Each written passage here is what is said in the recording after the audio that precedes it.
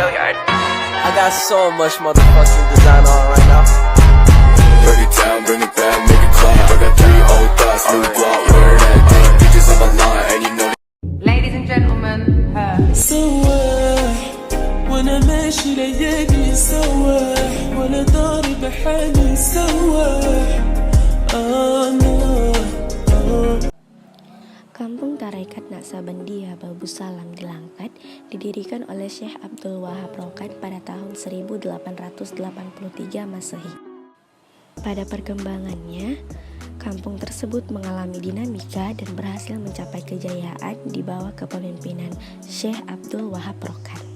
Syekh Haji Abdul Wahab Rokan Al-Khalidi Naksabandi dilahirkan di Danau Runda, Rantau Binwang Sakti, Negeri Tinggi, Rokan Tengah, Riau, pada tanggal 19 Rabiul Awal 1230 Hijriah dengan nama Abu Qasim dan wafat di Babu Salam Langkat pada hari Jumat 21 Jumadil Awal dalam usia 115 tahun.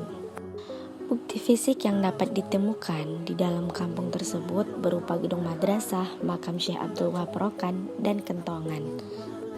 Terdapat juga asrama-asrama yang digunakan untuk bersuluk. Berikut merupakan bukti peninggalan sejarah Tarekat Naksabandia berupa makam yang terdapat di luar dari masjid.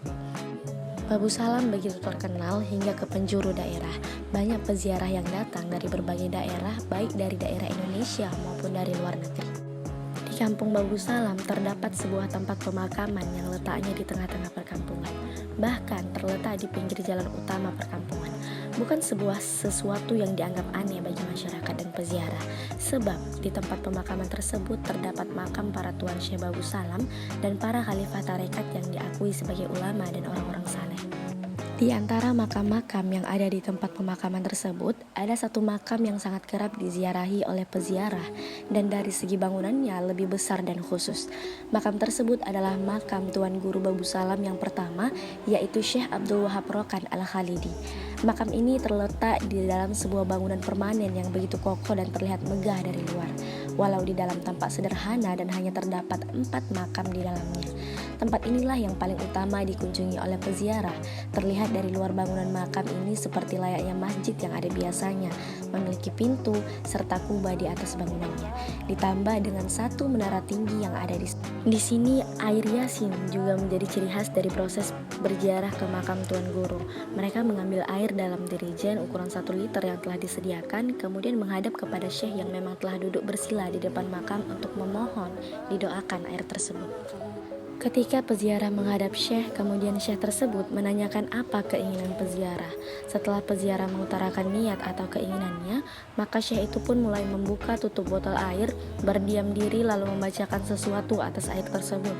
Setelah selesai membacakan doa untuk air tersebut, kemudian ditutup kembali.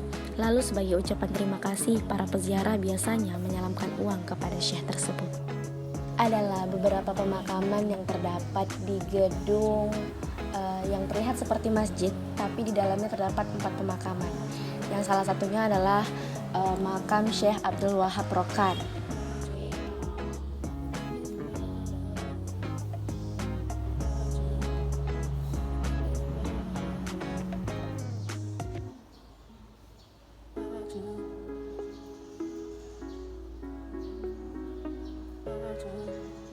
Juga terdapat madrasah, namun madrasah yang dimaksud bukanlah sekolah seperti umumnya.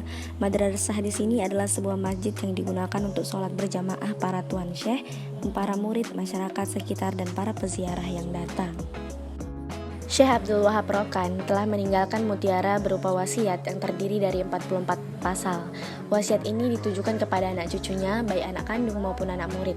Beliau pun berpesan kepada anak cucunya untuk menyimpan buku wasiat ini dan harus sering-sering membacanya.